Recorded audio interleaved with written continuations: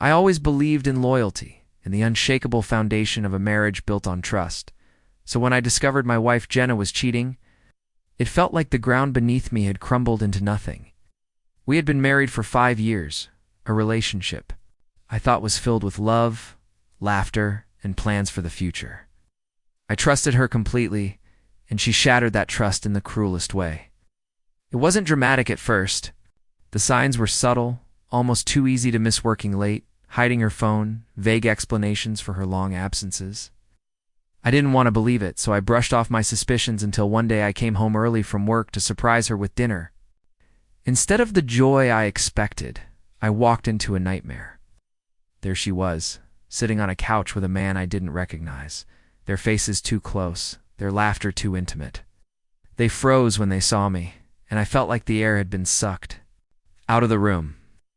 Jenna tried to explain it away, stumbling over her words. But the truth was obvious: they weren't just friends. I didn't shout, I didn't throw anything. Instead, I walked out of the house and sat in my car, staring at the dashboard, my mind racing with disbelief and rage. That night I slept in a hotel, my wedding ring feeling heavier than ever. By morning I knew what I had to do. Jenna didn't see it coming. A week later I handed her divorce papers. She cried, begged me to reconsider, said it was a mistake and that it meant nothing, but I was done. I couldn't forgive the betrayal, and I couldn't live with the idea of spending my life with someone who could lie so easily. The divorce was quick. I made sure to protect myself legally, taking what was fair and leaving her with the house she had tainted. Once the papers were signed, I packed my bags and left the city. I didn't tell her where I was going. I didn't say goodbye. I ghosted her completely. It was as if I vanished from her world. And honestly, that was the point. For years, I focused on rebuilding my life. I moved to a new state, started a new job, and eventually opened my own small business. I stayed single for a long time, unsure if I could trust anyone again, but eventually I began dating cautiously.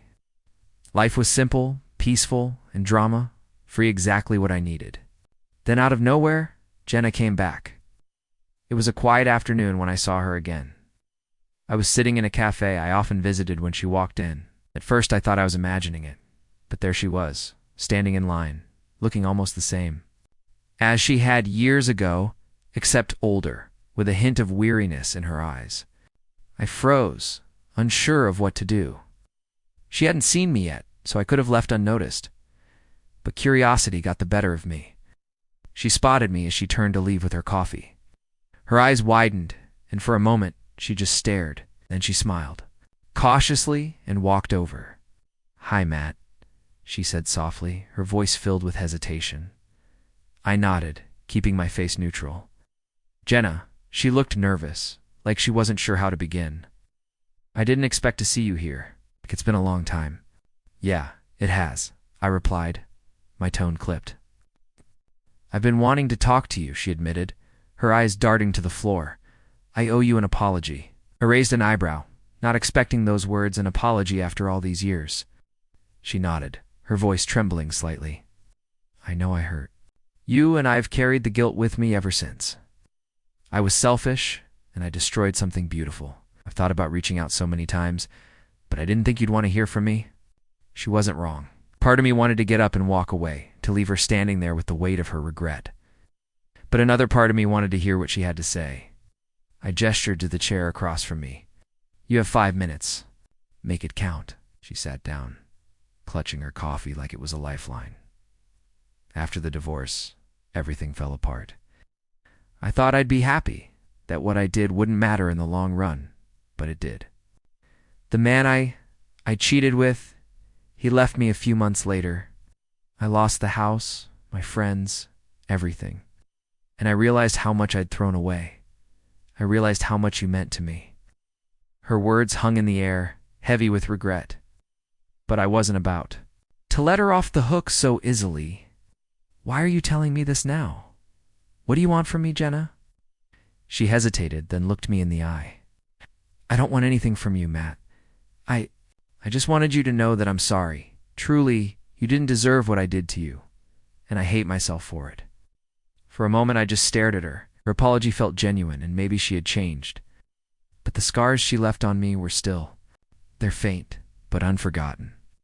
I appreciate the apology, I said finally, but it doesn't change what happened. You made your choices, Jenna, and I made mine. I've moved on. Tears welled in her eyes, but she nodded. I understand. Just ... I'm glad you're doing well. You deserve to be happy. I didn't respond. There wasn't much else to say. She stood up, lingering for a moment, as if hoping I might say something more, but I didn't. As she walked out of the cafe, I felt a strange mix of emotions: closure, relief, and even a small twinge of pity. Jenna had made her bed, and she had to lie in it. Her life was a cautionary tale, a reminder of what happens when you take people for granted. As for me, I finished my coffee, paid my bill, and walked out into the crisp afternoon air. Look back. Jenna's chapter in my life was over. For the first time in years, I felt completely free. Some people say time heals all wounds, but I think it's more about moving forward, letting go, and refusing to let the past define you. Had done just that, and for that, I was grateful.